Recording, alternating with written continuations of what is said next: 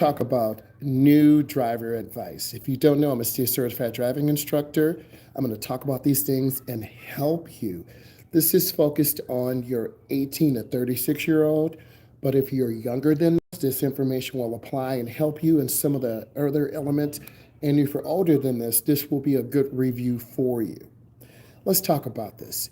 18 to 36-year-old drivers do a lot of traffic light driving at first. What does this mean? You only see traffic light to traffic light. You don't notice the flow of the cars. You don't notice pedestrians. You don't notice bicyclists. The thing I need you to be aware of is really staying focused on the driving aspect, being safe, being consistent, keeping space. There's a lot of information going on, and I'm not going to lie to you and say it's easy in the beginning, because if it was easy in the beginning, we would not have 18 to 36-year-olds who are not driving. But with this process, I can take you through it and I can help you. Next, watch other drivers who learn. You need to be watching your mom. You need to be watching your dad. You need to be watching me. Anyone in your general driving circle can help you drive. Mom, Dad, can you tell me, how do you know when to slow down? Well, honey, I'm looking ahead 5 or 6 cars. I saw that car slow down. I saw the traffic light change. You can't rely on drivers in front of you to slow down. They might not see you. And then what happens, and I've been in the driver's ed car because I'm a driver's ed instructor, a lot of students rear end cars. And that's one of the biggest things I see as an instructor is that beginning drivers are rear ending and tailgating and having tunnel vision. What I need you to do, and I always talk about this when I'm driving, imagine you walking down the hallway at school. There's a fight down the hallway. You're like, oh, I see the fight. Or I see the fight. Or the fight is coming to you.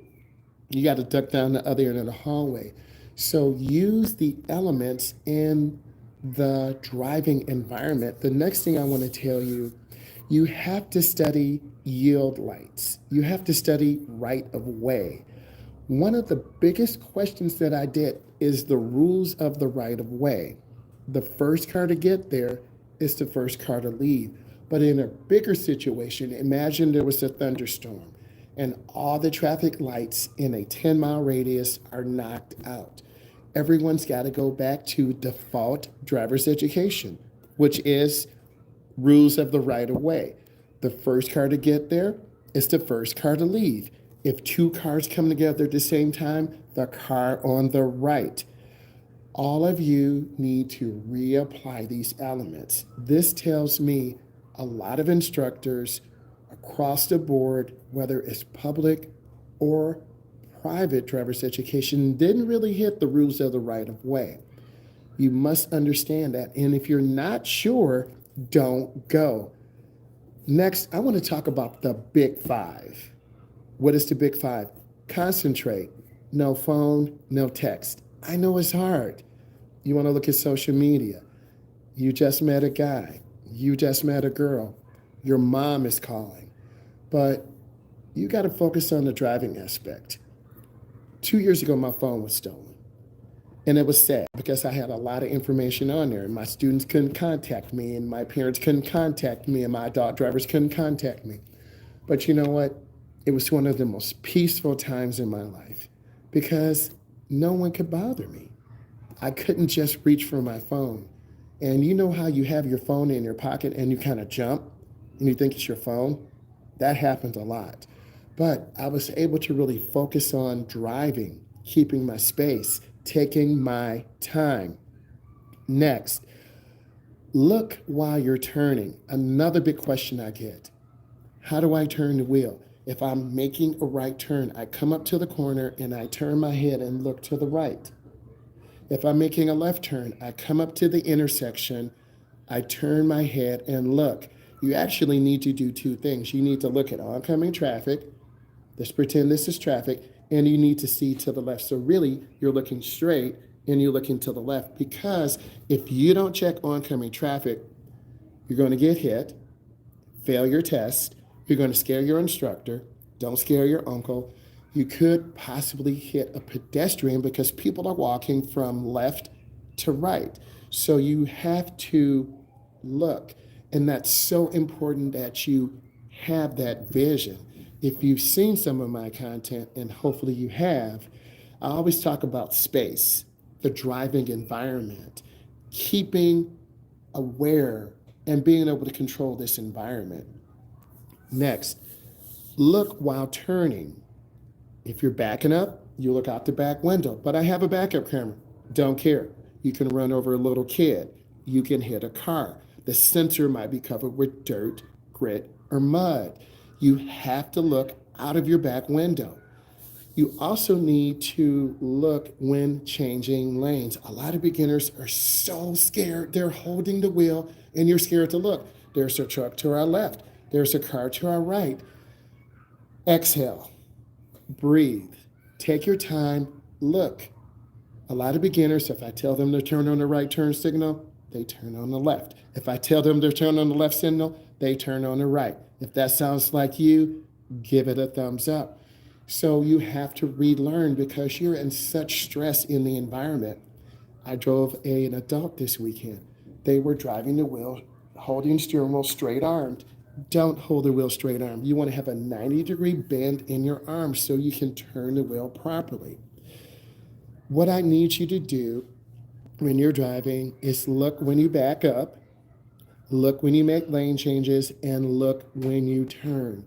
If you make those small adjustments, you're going to feel safer. Next, let's talk about drive at a safe speed for the conditions. 2 to 5 p.m. is the most dangerous time. It is right now 3:10. This is the most dangerous time across the United States. We have young drivers getting out of school. We have people getting ready to leave work. Slow down. Wait for the parking lot to clear. Don't run yellow lights. If you can stop safely, squeeze your brake. Don't slam your brake. You're going to get rear-ended. If you're hesitant on left turns, wait for a clear space or gap. A gap is a space. That's the next thing I need you to be made aware of. Have lots of following distance. Stop early and roll up slowly. A lot of beginners are 5 cars, 10 cars back, or some beginners wait till the last second and then they slam brakes. Many of you have not been in a driver's ed car, and I'm trying to open up your world to this. You're teaching an adult, you're teaching a teen, everyone's nervous. So in many cases, your instructor is your co-pilot.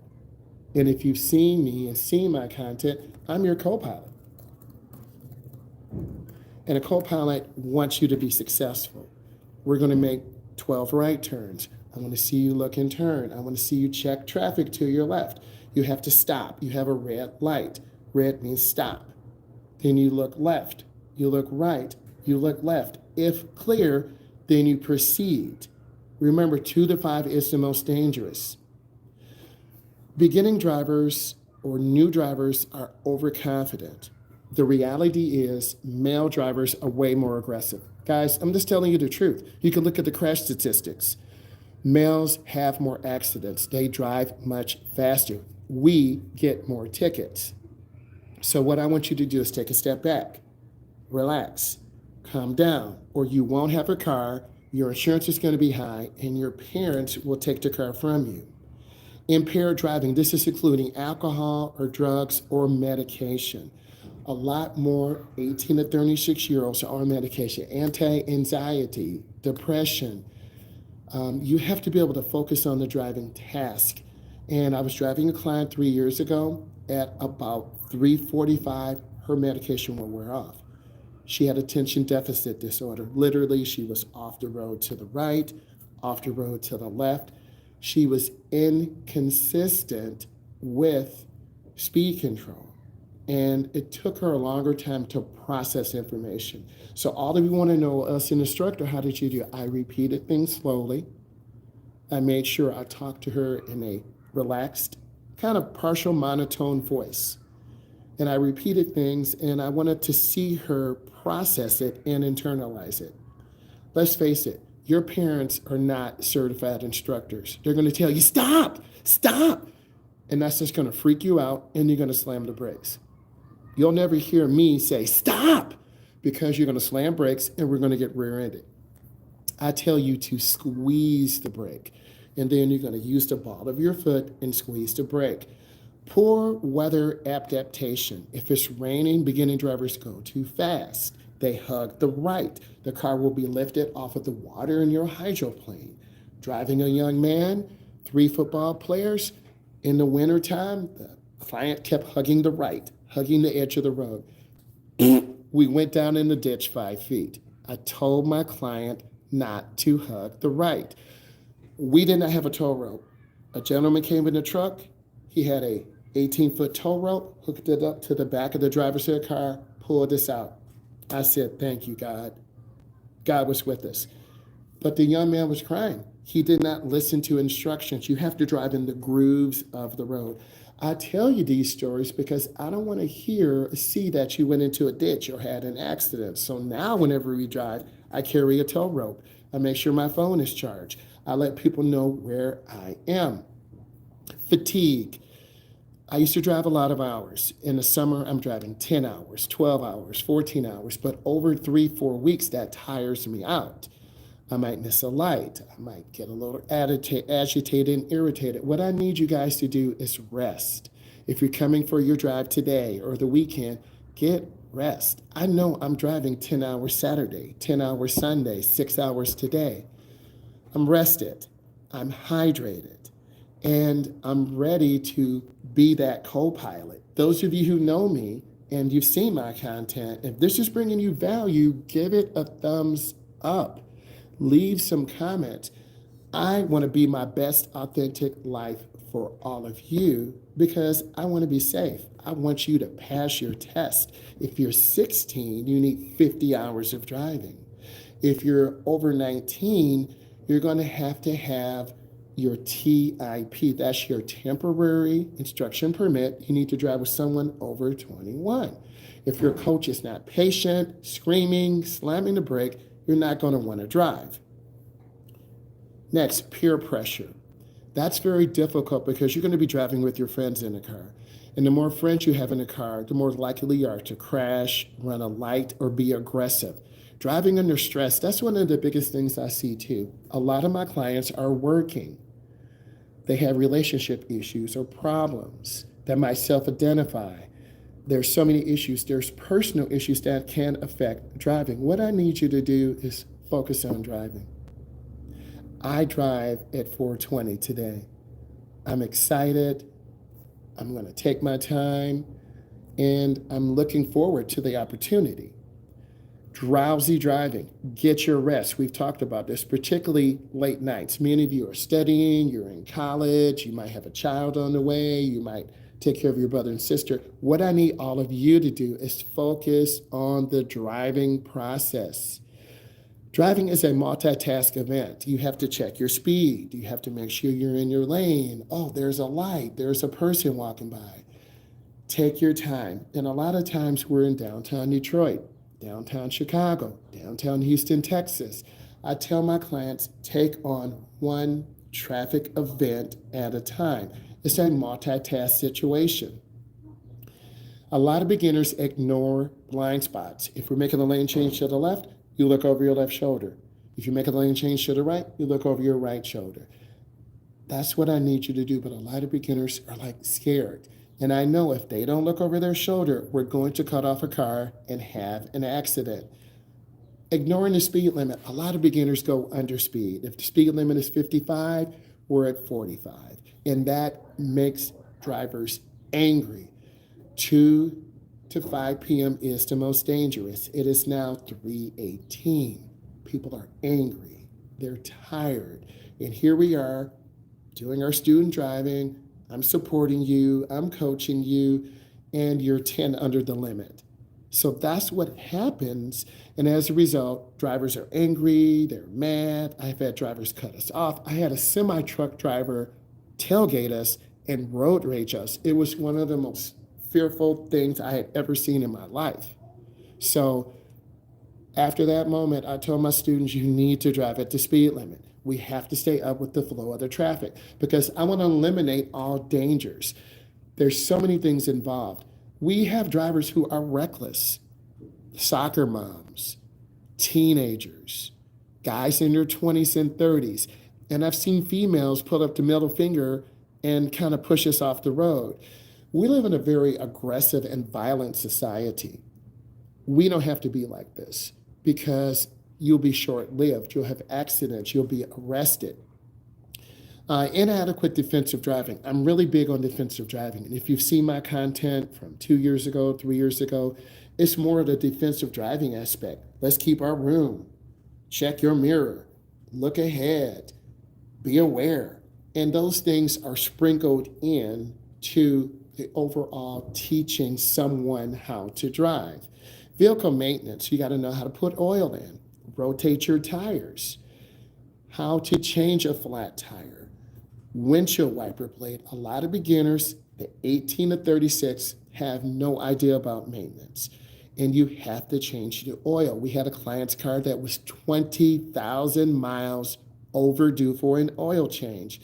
That puts a lot of wear and tear on the motor. And typically, as a driving instructor, I'm driving 80 to 210 miles a day. Each client drives 7 to 10 miles.